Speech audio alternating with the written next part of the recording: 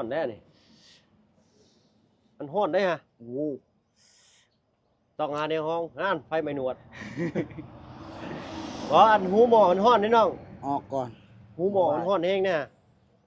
อ๋อตัวดีโน่ฟ้าอันบุมีบ่เนาะฮะฟ้าหมอเจ้าบุมีบ่พายยังฟ้าหมอนี่ฟ้าพิษมันนะบ่มีบ่มีเลย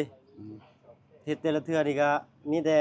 เอาดีโลดโดยเอาไปตองนี่เอาไปตองเฮ็ดเลยโดยเอ้าเนาะบ่ได้เฮ็ดหลายปีเลยตุเจอเฮ็ดน่ะได้ก็มันบ่ติดดอกมันตายก่อนไผอยู่ไหนนี่ล่ะก่อนไฟยังบ่ตายไฟยังแม่แม่นไฟยังมีอยู่ไฟยังเข้าอยู่เอ้ายันมึงไว้อยู่ลุงแต่ตั้มทบเข้าผ่านยังห่างอยู่หน่อยนึงไฟบ่เขียวไฟแดงนี่บ่ได้ก็มีแต่ชื่อใหม่เห็นบ่รถล้อนี่เครื่องรวมแห้งเลยพี่น้องนะเทียนบอร์ดเครื่องพิษตัดติดง่ายได้เกียร์โฟทีรถเนาะครับลองขับไปเบิ่งอยู่ลุงเบิ่งยกล้อได้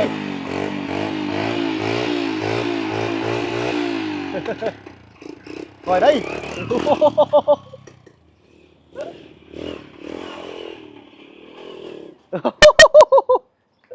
ขักอะไรดิเรียบร้อยเอ้ยเรียบร้อยแล้วเรียบร้อยก็หาหัวเทียนมาเปลี่ยนใหม่เดี๋ยวเนาะเอาเนาะสำหรับคลิปนี้ก็ขอตัวลาลงแต่เพียงชำนี้พี่หน่อยเนาะเอาขอห่มก่อนเนาะ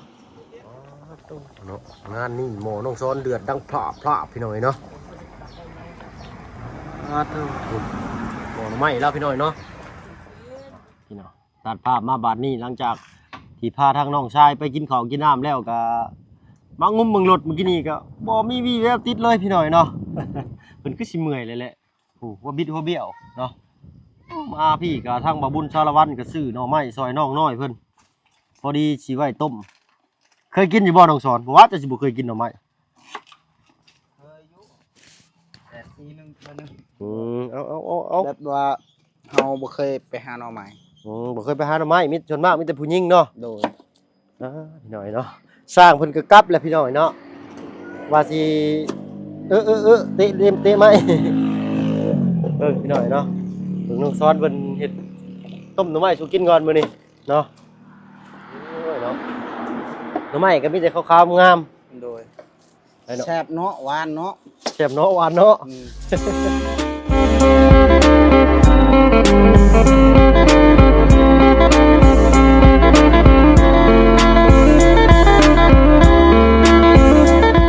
ปลาลุงเบิ่งอยู่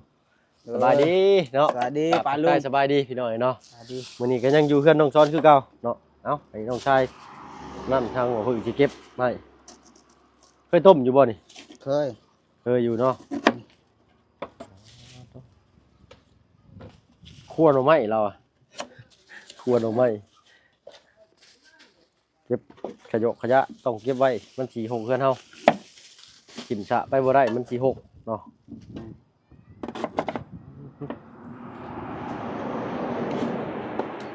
อันนี้บ่ตัดก็ได้ดอกไอ้นี่บ่ตัดเป็นแกน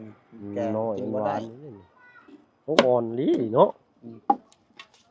คักๆหม้อเจ้าใหญ่สุดแล้วบ่น้องเนี่ยใหญ่สุดแล้วอ๋อโตสมบัติปู่สังกะสาญาสังกะสีผู้ใดพี่น้องเอ้ยนี่แม่นบ่พี่น้องเอ้ยเนาะต้มจำแจ่ว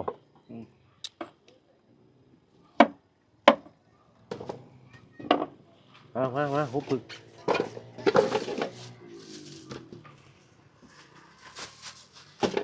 อาเลียไปดังไฟเฮาบาดนี่วันนี้ฝากท้องน้ำน้องซ้อนเพิ่นก่อนพี่หน่อยเนาะโอ้เคียงเพิ่นง่ายท้องปังอ่างอยู่นั่นบ้านจะเอิ้นหยังน้องนี่เอิ้นว่าอันนี้นะนี่ที่มันง่ายท้องปังอ่างอยู่นี่นะกันได้หนึ่งปึ๊บกันคือ แต่งดีกันลมพัดคือแหวงเลย นุก นกบ่ เออ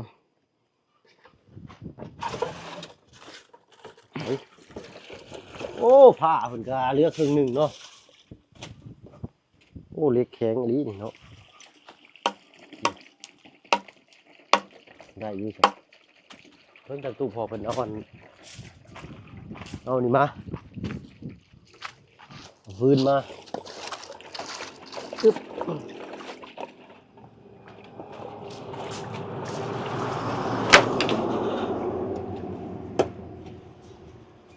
ได้เนาะให้ออกผู้ให้ออกนอกไปไกลผู้เดี๋ยวเพื่อนเฮาเยี่ยมโอ้ยหมดหนึ่งบ่พอได้ดอกเว้ย ฮะพอใช้อยู่นี่ลาง โอ้ครับ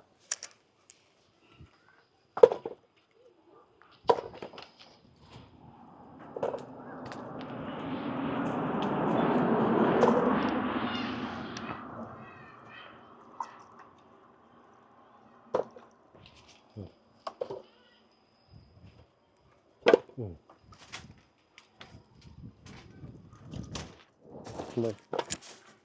น้องซ้อนกำลังสิต้มหน่อไม้สู่กินพี่หน่อยเนาะ ตำแจ่ว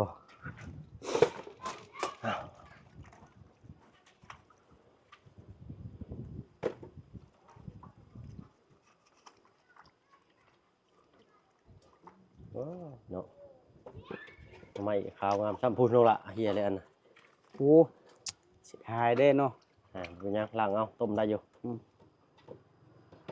ไม้บักงามๆโอ้กินนี่คือชื่อว่านแล้วเนาะ โอ้หวานดีจ่วยแล้วเจ้า เออโดนเติบได้บริกินหน้ำไม้ได้ เจ้าบุรีคอยหาเนาะ เออ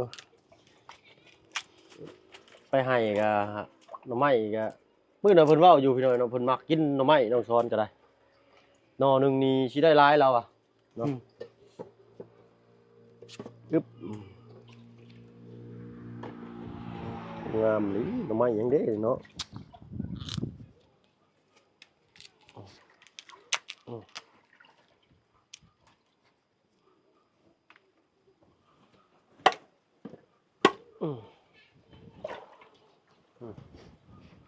รัช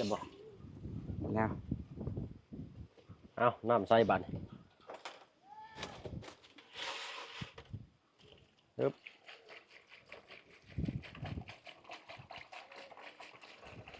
โอเค เบิ่งกาไฟเทิงเพื่อน โดยขึ้นไปหาเบิ่งอยู่หั่น โดย เกลือมานำเด้อน้องเด้อ โดย น้องเพิ่นสิต้มหน่อไม้ใส่เกลือสู่กิน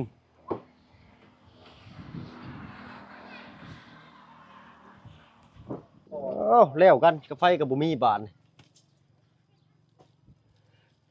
เฮ้ยขอโทษขออภัยไปลูกเลยเนาะไปยืมเอาก่อนบ่ได้บ่น้อง จักสิยืมอะไร มีบ่ฮะ โอ้ เอาให้น้องมันไปยืมไฟแช็กก่อนพี่น้อยเนาะ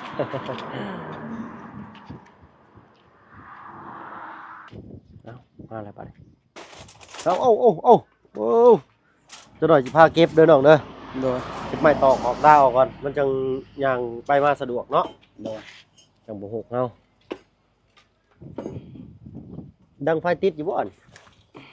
มันเอา ติด ดังอยู่ซุมื้อเนาะปึ๊บ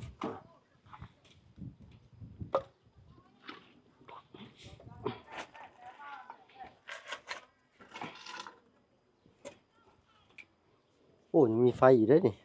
ใช้อยู่บ่คือบ่มีแต่ควันมัน ดูควันไฟบ่เนาะ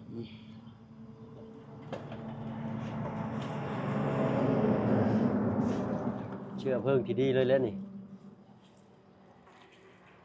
ปึ๊บ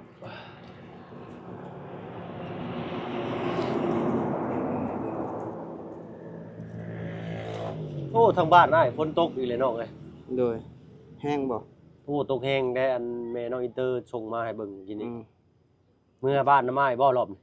เมื่อ เจ้าสิบ่เมื่อยบ่ บ่เมื่อยละกดเอา เอา ลอง เนาะ เบิ่งลองเบิ่งเนาะ สิไปเฮียน เรียนฮู้ก่อนเนาะดีเลยพี่น้อยเนาะคนที่อยากเรียนฮู้นี่ อนาคตนี่ก็สิเก่งคนที่อยากเรียนรู้เนาะก็มันคือกันอยากฮู้อยากเห็น สิ่งลีกชอกหลอกอิหยังบ่ฮู้เห็นนี่เฮงอยากเบิ่งอยากเห็น เฮาบ่เคยไปบ้านสมัยสิลองเบิ่ง เลยเนาะ อยู่เวียงจันทน์เพิ่นบ่ บ่นะอยู่สวรรค์นี่ คือว่า วิชิโนนี่ได้เนาะบ่ฮอดเวียงจันทน์โอ้เวียงจันทน์ไกลแท้ๆได้เวียงจันทน์นะ2คืนพุขี่รถขึ้นไปนี่ บ่ติดเชย บ่ติดเฉย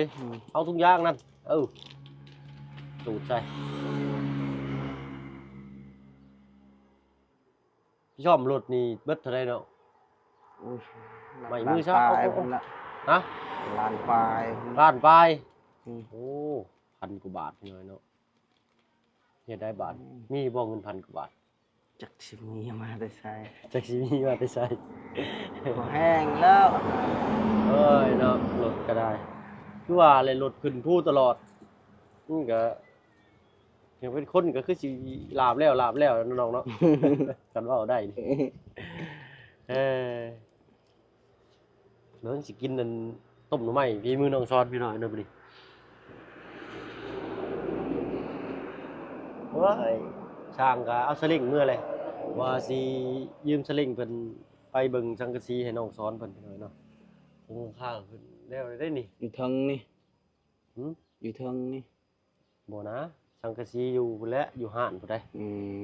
เจ้าแล้วสิได้ไปปั๊มสังกะสี อืม ไปอยู่บ่ ไปนี่ซื้อแม่นแล้ว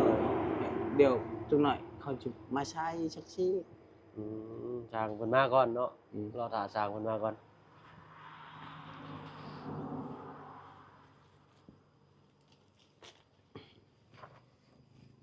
โอ้โหควันอยู่กลัวๆบาดนี้เนาะ สบายมันติดง่าย คอยได้เสียนตั้มมือนั่นปวดแท้ๆได้ฮะ อืม สิบ่จะนั่งไฟหนึ่งข้าวยามมื้อเช้าก็ได้ อืม ควันอยู่กลัวๆใช่น้องเนาะ อืม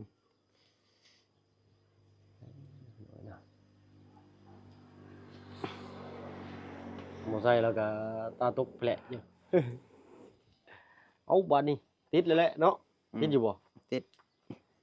เอามาใส่เลยบาดนี้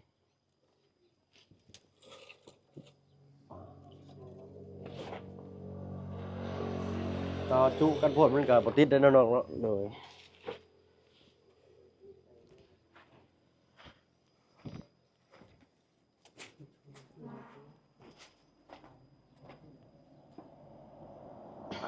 โอเคบาดนี้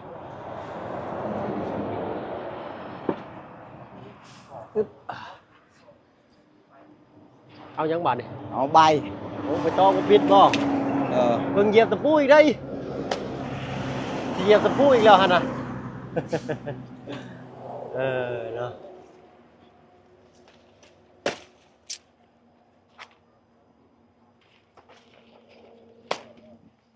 อยู่กับธรรมชาติพี่น้อยเนาะเราก็ได้ฟ้าหมอก็ใส่ไม่ต้องกล้วยรถปิดเนาะ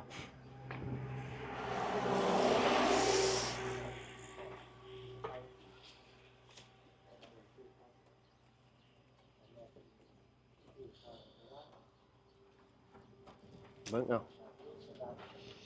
สั่นบ่ก็บ่ได้ปิดก่อนเนาะน้องๆจังเอาใส่เนาะ อืม มันฮ้อนแน่นี่มันฮ้อนได้ฮะ โอ้ ต้องหาในห้องนั่นไฟไม่หนวด อันหูหมอมันฮ้อนนี่น้อง ออกก่อน หูหมอมันฮ้อนเองเนี่ยอ๋อตัวดิโนตัวหูหมอมันฮ้อนเราสิไปจับว้ายกล้องกับข้อตกแผลอยู่ ฟ้าอันบ่มีบ่เนาะ ฮะ ฟ้าหมอเจ้าบ่มีบ่ ทายยัง ฟ้าหมอนี่ฟ้าพิษมันน่ะ บ่มี บ่มีเลย อืม เฮ็ดแต่ละเทื่อนี่ก็มีแต่เอาดิโลด โดย เอาไปตองนี่ เอาไปต้องเฮ็ดเลย โดย เนาะเนาะ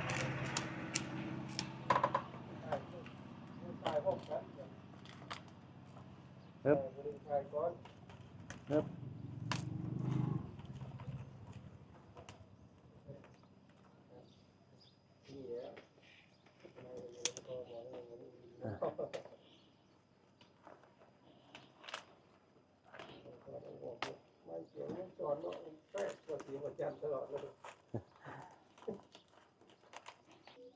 ว้าว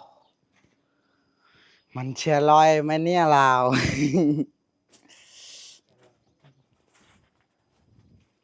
โอ้โหไปเราแห้งเลยพี่น้องเนาะ ลูกแห้งจะได้ชุกไว อ่า ๆไวได้กิน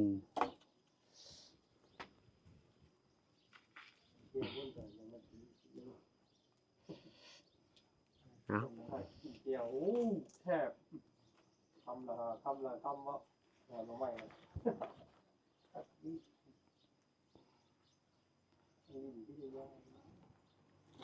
เรียบร้อยเนาะน้องเนาะ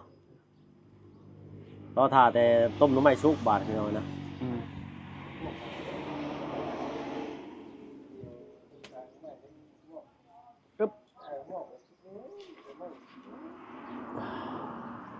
อ่ะรอท่าบาดเนาะ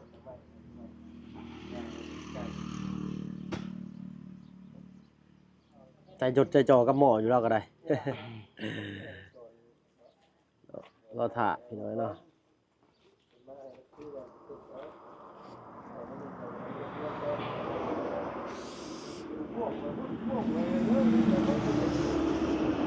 มัดจึงปัดกวาดเลย ปัดกวาดเลยบ่ มันก็ใส่งานมันสะก่อน ใส่ให้มันสะใจ เอาแกมันบักนัก แกไม่มานักหนึง ๆอืม อืมโอ้เขาบ่ดุนใหญ่สิบ่น้องนี่ อืม เบิ่งไอ้เตเล็กได้ไปฉีดยาได้บาดนี่เตเล็กบาดนี่อ่ะพี่น้องเนาะแสบตาบาดนี่หายใจบวกพบก่อนพี่น้องเนาะโอ้ไหม้แล้วเอ็ดไฟไหม้หม้อแล้วพี่น้องบาดนี้ โอ้ไหม้อีบ่แบบนี้หม้อใหญ่สุดซำนี้น้องเราอ่ะน้องเอ้ยเนาะ แปลว่ารุ่นแบบแต่นั้นแล้วนะ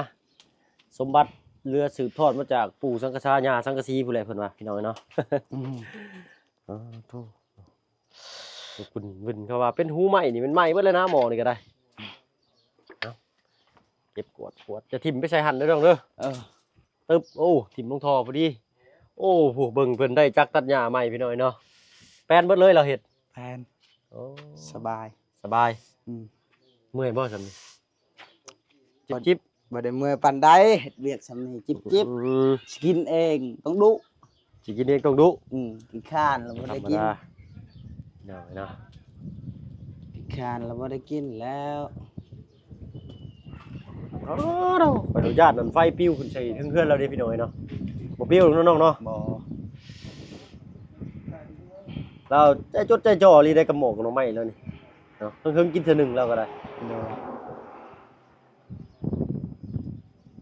นอนวีเข้าพี่น้อยเนาะ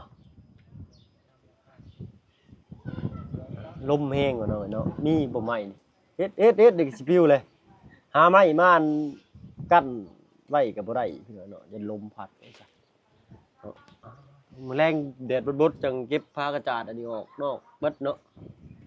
ใต้ทุนบ้านเฮานี่ต้องเก็บให้มันสะอาดเด้อน้องเด้อ โดย ว่าแขกไปไกลมาเพิ่นสิได้เลี้ยวเบิ่งสะอาดงามหูงามตาเนาะ โดย แรงแดดบดๆก่อนเนาะพอดีเฮาไปเฮ็ดตอนนี้สร้างเพิ่นมาเฮ็ดนี่ก็ของมือของตีนเพิ่นอีกก็ โดย เพิ่นสิเฮ็ดเวียกยากอีกหน่อยเนาะ โดย ตอนค่ำๆพุ่นแหละเนาะสร้างเพิ่นขึ้นหลังคาก่อนเนาะจังลากออกไปทิ่ม โดยอยู่นี่ บ่ได้สิ สบายเห็นแบบมันเย็นนะ อืม เห็นคนเขามัก คนเพิ่น มันเย็น มักมา สบาย ดิน เออ เฮือนเจ้าบ่เนาะ มันเย็นแบบอยู่ มันบ่ได้ฮ้อน เที่ย กั ง น พี่น้องเราสร้างกับเมื่อแหละ โดยโดยเนาะ ทำกับ12:10 นาที โดย พี่น้องซ้อนเขาแล้วพอดี โอ้ขออนุญาตได้พี่น้องเด้อนอนแบบนี้แน่ดี นอนเป้เนาะเอ้ยเนาะ อนุญาตได้สิ เรือซองทุงนี่เอาไปให้ไผนี่ แล้วถึงลูกหมอแล้ว อยู่ลุงหม้อเนาะ นั่นก้อนบัดเชิญตัวนั้นขึ้นมากินเนี่ยแต่ต้ม อันนี้คือสิเปื่อยง่ายอยู่ดอกเนาะโอ้ยเปื่อยง่าย คือสิจืดง่ายอยู่พี่น้อยเนาะ โอ้ย เมื่อกี้ เท้านี่เขาต้มบ่ ซ่า ได้จืดคักปานใดก็ได้ ชาบ่ตัวนี้ อื แต่ ม มันมีคุมๆนิดนึง อืม มันหวานอยู่ ตัวนั้นมันไหวแบบว่ามันยังอยู่ดิน มันยังอยู่ดินมันยังอ่อนเนาะ เขาขุดมันเอา อืม ตัวนี้ บอกแล้วบ่ให้โดยสิเด้อ โดย น้องเพิ่นลืมไปหน่อยเนาะคอยบอกคอยสอนไป นี่ เจ้าอยากเอาไปฝากผู้สาวบ่ เอา เอาไปฝากผู้สาวไปอยู่บ่ โดย ไปก็บ่ได้พี่น้อยเนาะรถเราก็เซ็ตลงห้องอยู่เอาห้อยใส่ทางหน้าไปนั่นฝาก เช็ดแล้วบ่รถเป็นนี่ได้เบิ่งอยู่ เฮ้ยป่ะ ฉีดยามันก่อน เบิ่งอยู่หั่นเนาะปกติเคยเป็นจังซี่เลยเฮ็ดอะไร หัวเทียนได้เผื่อเบิ่งมันติดบ่ได้ เด้อน่าจะหัวเทียนแล้วนี่ตามเบิ่ง หัวเทียนบอดแล้วได้ เบิ่งหมดแล้ว โอ้ยมันพืชเสียงแทะ งมเบิ่งอยู่ยันก็ได้ โอ้ยหัวเทียนจนเบี้ยว ก็สิลม ชื่อเทียนมาใช่ไหมนี่ สิตึมแล้วบ่ แต่ตึ้มแล้วนี่ เบิ่งสีเช็ค โคตรดีๆได้เนาะอันแม่งกระสาบกัดกับมุนบ่ได้ ไปเห็นอยู่นี่ไปล่ะ แนวหันบล็อกเพิ่นหันว่าขูดไม่มึงมีนั่นบอก คันโอเทียนมันบ่ตายมันยังมีไข่บ่โอเทียนจะลองบ้าง เว้ย เบื่อควายแล้วนะ ก็จนเมื่อย มันบ่มีแนวหัน เออ เอาไผก็ได้เพิ่นเห็นแต่เก่า ไซโนนรบิดกับบุมีบาทแค่น้องสอนไข่ควงนี่บ่ไข่ควงเนี่ย นี่ เอาเบิ่งด้วย ก็นี่เลยก็ได้ สิได้บ่สิได้บ่ดิอ่อนแท้เฮ้ยไม่หักเดี๋ยวลุงผมยังเอามาอยู่มีอยู่บ่ลุง ว้า เอ้ยยิ่มว้าวเราอะมาพี่มาจับรถทั้งนี้พี่เนาะมันสิต้มปึบไปได้ฮะ อยู่ลงมาพี่ขาค่ำเราจะวิเศษขนาดเนาะไม่ขาค่ำเอ้าค่ำไว้บาดนี้ นี่ คำนี่ว่า ใส่เบิ้งอยู่ลุงอะเอ้า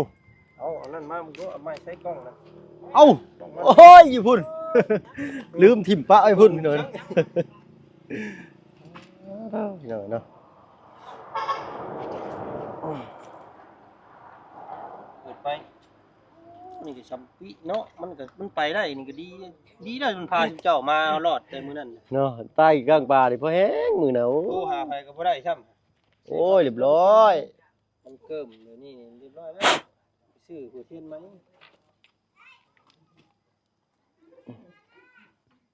ยันมึงอยู่ลุง เด้อขอโทษเด้อ มีไฟอยู่เด้เฮ้เดี๋ยวฮู้แล้วบัดน้ำมันเครื่องซึมเข้าลายเพราะว่ารถรวมเลยนะ ต้องเสร็จไหม เคยเป็นชายมาก่อนป่ะ ได้อยู่เฮ็ดช่างนี่เพราะว่าเฮือนข่อยเป็นหันซ่อมแป้งมาก่อนเด้โอ้กี่ชนิดเคอะเบิดพี่น้องเอ้ยเนาะ โม่แม่บ่ได้ เอ้าเนาะบ่ได้เฮ็ดหลายปีเด้ตุ เจ้าเฮ็ดน่ะได้ก็มันบ่ติดดอกมันตายก่อนไผอยู่ไหนนี่ล่ะ ก่อนไฟยังบ่ตาย ไปยังแม่ๆไป แม่นไฟยังมีอยู่ ไปยังเข้าอยู่ มันตายของแท้แล้ว เอ้ายันมึงไว้อยู่ลุงแต่ตั้ม อ่ะทบเข้าป่าน ยังห่างอยู่หน่อยหนึงไฟบ่เขียวไฟแดงนี่บ่ได้ก็มีแต่ชื่อใหม่ ซื้อเทียนไหม ชื่อเทียนใช่ไหมก็ติดตึมโอ้โห ประมาณ20,000ครับ เลยว่านั่นเลยเนาะ เพราะว่ามาเป็นของไทยก็สิแค่นั้นเป็นลายที่มีแต่ของ เวียดนี่สิดีกว่าเด้ตามที่เคยใช้มาได้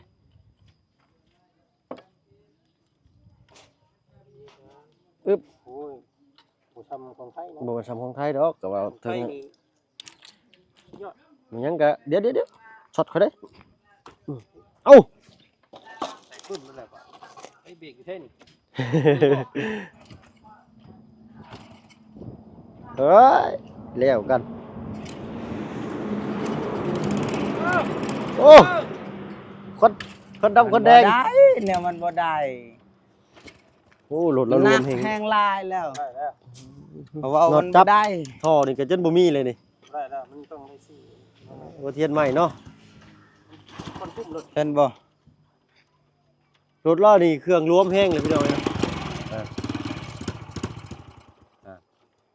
เทียนบอร์ด เทียนบอร์ด เอ้ยแล้วกัน สงสัยหัวเทียน เจอบอร์ด บ่แม่นหัวเทียน ติ บัด ดยากต้อง มันออก ไปเกี่ยวโพธี เห็นบ่ เครื่องพิษตัดติดง่าย ได้เกียร์โฟที่รถเนาะครับ เอาหัว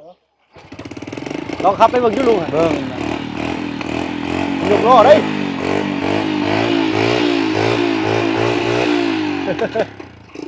คอยได้เออคอยได้ ค่อยเออ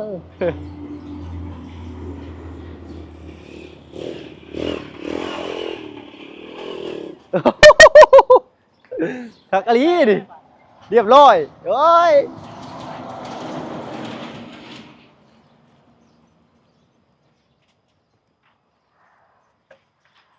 ขอบใจทางว่าบุญเนาะ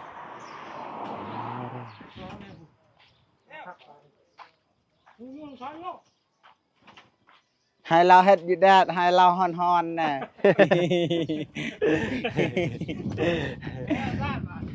เรียบร้อย แล้วเรียบร้อย ก็หาหัวเทียนมาเปลี่ยนใหม่เดี๋ยวเนาะเอาเนาะสำหรับคลิปนี้ก็ขอตัวลาลงแต่เพียงชำนี้พี่หน่อยเนาะเอาขอหมก่อนเนาะ เทียนใหม่เด้อ โดยเนาะหัวเทียนหันใกล้ๆนี่มีบ่ถ้วย ทำอะไรนะ เนาะแล้วหน่อยจังเปลี่ยนหัวเทียนใหม่เนาะน้องเนาะ โดย ได้เดี๋ยวนี้เคลื่อนวนอยู่แต่กับบอนแยกหน่อไม้ได้หิวหรือบ่ บ่ได้หิวให้มันสุก ไว ไว้ โอ้เนาะเอารอถ่าจังหน่อยพี่หน่อยเนาะ โดย สำหรับคลิปนี้ก็ลาพี่ลาน้องก่อนน้องซอน โดย เนาะสบายดีฝากปลาลุงนะ สบายดีปลาลุง โดยเนาะฝากปลาลุงอะไรฝากกดติดตามกดลงกดไลค์น้ำเน โดย FC ก็ทุกคนก็คือกันกดไลค์กด Subscribe ให้นะเด้ กด อ สไคร โดยกดกำลังใจให้นะ โด เด้อย เนาะโดย พ่อ สบายดี คลิปหน้าเนาะ FC ทุกคนโดย สบายดี พอกันคลิปหน้าเด้อ FC ทุกคนสบายดี โดยเนาะบ่พ่อกันอยู่เซโนมื้อหน้า โด เนาะ ย รุ่นไปทำกัน โดย ดีใจบ่จะได้ไปเซโน ดี ใจ ใจ ล เนาะ องดองเลยเนาะเอ้าสำหรับคลิปนี้ลาลงแล้วพี่น้อยเนาะพ่อกันคลิปหน้าเอาเป็นว่าสบายดีเนาะ